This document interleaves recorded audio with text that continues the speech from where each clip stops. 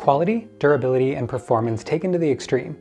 This is what we can expect in Apple's next generation of iPhones, massive improvements to almost every aspect of the current gen iPhone.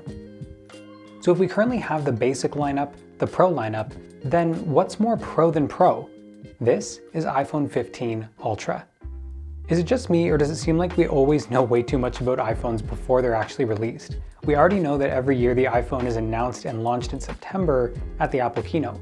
And when they do, every year Apple positions iPhone with a headline feature. Last year, of course, was the Dynamic Island feature that shows you notifications integrated right into the pill-shaped camera cutout on your phone. And it's not something that I've used often on the 14 Pro Max, but I can't ignore that it's a fun feature that just looks visually appealing and is such a testimony to Apple's hardware and software working together. This feature was exclusive to the Pro models of the iPhone 14, but this year the Dynamic Island is coming to every phone in the lineup, so love it or hate it, you'll have to embrace it. But the Dynamic Island isn't that flagship feature that we'll see on this year's iPhone 15 Ultra. The headline this year is a long overdue redesign of the iPhone. On the record, I'm a huge fan of the design of the iPhone 12, 13, and 14, reminding me of the iPhone 5, which in my opinion was the best design ever. But after 3 years of basically the same phone, it's time to shake things up, and Apple of course knows that. Taking inspiration from the Apple Watch Ultra, the iPhone 15 Ultra lineup will include thinner curved bezels and a titanium body, making the phone much more durable than existing iPhones, while also making it lighter. And this, by the way, is one of the largest complaints of the existing iPhone 14 Pro Max, which is an absolute tank if you've never used it, weighing about 240 grams.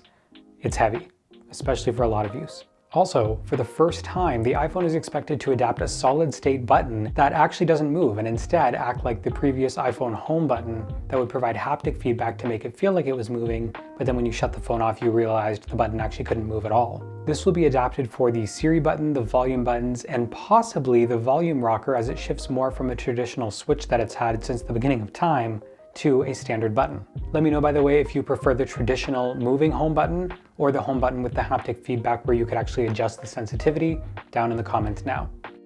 The screen is also changing this year, with leaks already pointing to a much slimmer bezel, which you can see here compared to the iPhone 14 Pro on the left versus the 15 Pro on the right. It's worth noting that the slimmer bezels you see here will be an exclusive Ultra feature and not coming to the regular lineup, which will just carry on with the Pro displays from last year. It'll also have slightly rounded edges that I'm not really a huge fan of, but let me know if you want the iPhone to go back to a rounded edge around the screen versus the existing flat screen. iPhone 15 Ultra will have more RAM than ever alongside a new A17 chip. This will lead to an improved performance, feeling faster than ever, better battery life, and more than anything, improved processing to the camera system coming on the Ultra lineup. So it kind of seems like other phones like the S23 Ultra do major breakthrough camera hardware, packing 200 megapixel cameras, whereas Apple focuses more on average improvements to make everyday photos you take better. After all, how often are you actually zooming in and taking photos of the moon versus photos of people or landscapes? The camera system is getting some major upgrades this year, and yes, that means this time it's getting bigger yet again. And this is a big disappointment for me, as I again loved that iPhone 5 design with the flat camera bump. I don't know when this madness will end, but I do expect a thicker camera bump with equally thicker lenses coming this year. The Pro and Pro Max models will have exactly the same features this year regardless of the screen size you actually choose. They'll have a 3-camera array system with a LIDAR, but the major difference will be the telephoto lens, which on the Max, the larger screen device, includes a periscope lens that enables 6 times optical zoom and notably improved 3 times zoom over the existing 14 Pro Max. They may not be the shiniest of improvements, but they'll lead to incredible improvements to the average photographer. But that's not all that Apple is improving in the camera system. So I don't know about you guys, but I'm not constantly scanning my room layout with LiDAR. So in that way, it's a bit of a gimmick for the average consumer, but what you don't realize is that your phone is using the LiDAR more than you actually think it is. It's used in combination with your camera to capture depth and provide next level blur in your images that truly look pro quality. This year, Apple is working with Sony to announce a higher quality LiDAR sensor that works more efficiently, which means 2 things for you. First, a more efficient processor that can achieve much more advanced LiDAR scanning at the same power output, or the same existing performance with much lower impact on battery, making your battery more efficient than the current iPhone models that are already incredible if you haven't used them. And speaking of battery, we don't know a lot about this, but what we do know is promising. The new chipset that Apple is producing has the potential to offer incredible new features, but reports are saying that Apple this year is focusing more on power efficiency, with existing tasks requiring 35% less power than they do on the iPhone 14. This could lead to a massive boost in battery life, which if you have a 14 Pro Max, you already know it's incredible, so I'm really excited about what this could mean for the 15 lineup.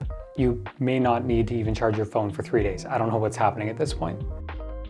I never thought I would seriously say this, but USB-C is coming to the iPhone this year across all models. This could mean finally having USB-C across everything and stopping the need for lightning cables in the future altogether. While a lot of people are excited for faster charging speeds and file transfer, it's possible that this will be limited to the Ultra model, where the basic models could have speeds comparable to something of lightning.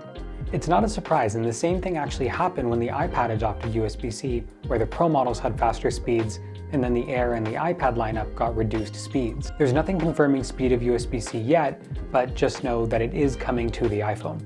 We all know by now that staying up to date on the Apple ecosystem comes with a hefty price tag, and I'm hoping that means that prices will stay the same on the Ultra models, following the same $999 price point for the 6.1-inch model and $1099 for the 6.7-inch model. The models should come on a 6.1-inch model and an Ultra model in 6.1 and 6.7 inches.